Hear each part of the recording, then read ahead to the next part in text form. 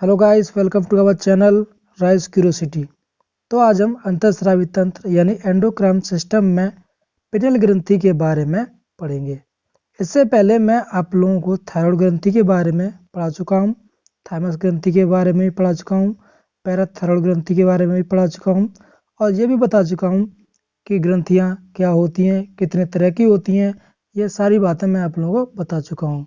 तो यदि आप लोगों ने उन वीडियोज़ को नहीं देखा है तो प्लीज़ आप लोग उन वीडियो को देख लीजिए। मैं उनका लिंक नीचे डिस्क्रिप्शन बॉक्स में दे दूंगा।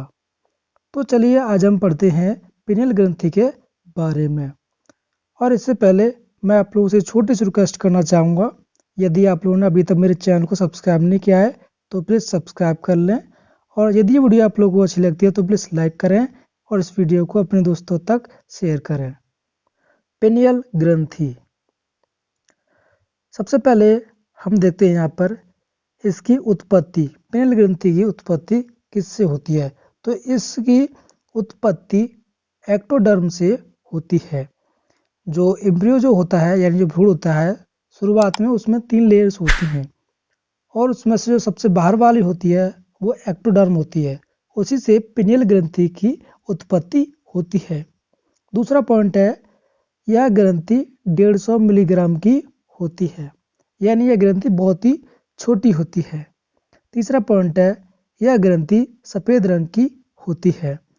तो इस ग्रंथि की उत्पत्ति किससे होती है? एक्टोडर्म से होती है और इसका जो वेट है वो 150 मिलीग्राम होता है और यह सफ़ेद रंग की ग्रंथि होती है। तो ये तो इस ग्रंथि के बारे में कुछ सामान्य बातें थी।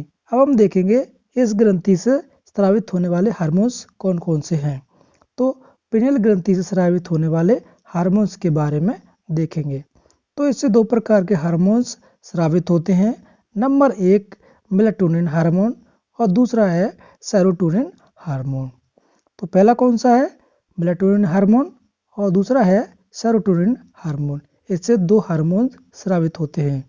तो इसमें से हम सबसे पहले देखेंगे मेलाटोनिन हार्मोन के बारे में। तो हम देखते हैं मेलाटोनिन हार्मोन के कार्य कि मेलाटोनिन हार्मोन हमारे शरीर में क्या क्या कार्य करता है। तो सबसे पहले हम देखते हैं नंबर 1, यह हार्मोन प्रकाश संवेदी होता है, यानी यह प्रकाश की मात्रा पर निर्भर करता है इसका कार्य। अगर प्रकाश की मात्रा ज़्यादा होगी तो मेलाटोनिन हार्मोन का स्रावण कम होगा और अंधेरा होगा तो मेलाटोनिन हार्मोन का स्रावण अत्यधिक होता है। दूसरे पॉइंट में यही बताया गया है। तो दूसरे पॉइंट में कहा गया है मेलाटोनिन हार्मोन का स्रावण अंधकार में ज़्यादा होता है और प्रकाश की उपस्थिति में कम स्रावण होता है, यानी यह हार्मोन प्रकाश संवेदी होता है। जिसमें यह अंधकार में होता है तो इसका स्रावण बहुत ज़्यादा होता है, जबकि प्रकाश की उपस्थिति में इसका स्रावण बहुत ही कम होता है। तीसरा पॉइंट हम देखते हैं, यह हार्मोन त्वचा के रंग को हल्का कर देता है। तो तीसरा पॉइंट क्या है? यह हार्मोन हमारे शरीर के त्वचा के रंग को हल्का कर देता है। अब हम देखते हैं इसके बाद में चौथे पॉइंट के बारे में। तो चौथा पॉइंट है, मेलाटोनिन हार्मोन पीयूष ग्रंथि के अग्रभाग से निकलने वाले हार्मोन MSH के विपरीत कार्य करता है। तो पिट्यूटरी ग्रंथि के अग्रभाग से जो निकलने वाला जो हार्मोन है MSH, ये हमारी स्किन को डार्क करने का कार्य करता है, जबकि मेलाटोनिन हार्मोन हमारी स्किन के कलर को हल्का करने का कार्य करता है। तो मेलाटोनिन हार्मोन MSH हार्मोन के विपरीत कार्य करता है। तो हम देखते हैं 5वें कार्य के बारे में। स्तनधारियों में मेलाटोनिन हार्मोन जननांगों के विकास और इनके कार्यों को भी रोकता है। तो मेलाटोनिन हार्मोन जननांगों के विकास और उनके जो कार्य हैं उनको रोक देता है। तो हम देखते हैं 6वें कार्य के बारे में। तीव्र सूर्य प्रकाश के क्षेत्रों में रहने वाले या जन्म से अंधे मानव बच्चों में मेलाटोनिन का स्राव कम होने के कारण यौनावस्था जल्दी आ जाती है।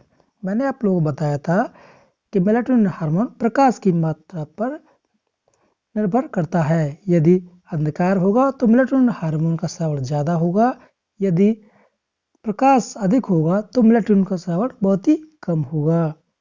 वही बात यहाँ पे कही गई है।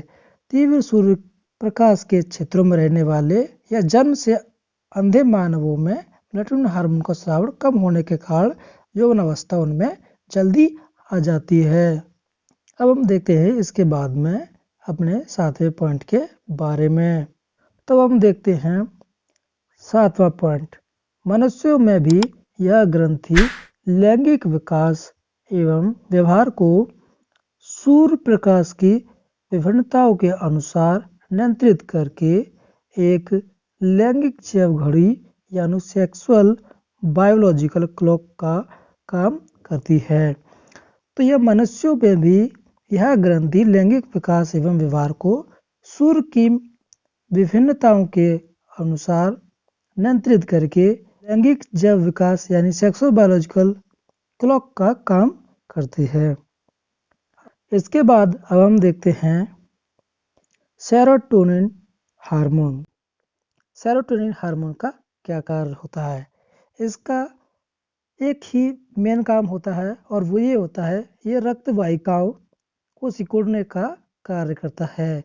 यानी जो ब्लड वेसल्स जो होती हैं उनको सिकुड़ता है और फिर उनके सिकुड़ने से ब्लड में प्रेशर बढ़ जाता है। तो ये सेरोटोनिन हार्मोन का कार्य होता है, रक्त वाहिकाओं को सिकुड़ने का कार्य करता है। तो इसके बाद में अब हम देखते हैं पिनियल ग्रंथि। मनुष्यों में 10 वर्ष की आयु के बाद इस ग्रंथि का पतन होने लगता है, यानी यह ग्रंथि 10 वर्ष की आयु के बाद में नष्ट होने लगती है, क्योंकि इसमें कैल्शियम के लवण के कण जमा होने लगते हैं जिन्हें मस्तिष्क की रेत कहते हैं। तो 10 वर्ष की आयु के बाद यह पिनियल ग्रंथि नष्ट होने लग जाती है, क्योंकि इसमें कैल्शियम के लवण जमा होने लग जाते हैं जिन्हें हम क्या कहते हैं, मस्तिष्क की रेत कहते हैं। तो उम्मीद करता हूँ ये पिनियल ग्रंथि के बारे में आप लोगों को बहुत ही अच्छे से समझ में आया होगा। तो चलिए अब हम मिलते हैं अगली नई वीडियो में। तो यदि ये वीडियो आप लोग अच्छी लगी हो तो प्लीज़ वीडियो को लाइक करना और हमारे चैनल को सब्सक्राइब करना। तो चलिए मिलते हैं अगली नई वीडियो में। Thank you.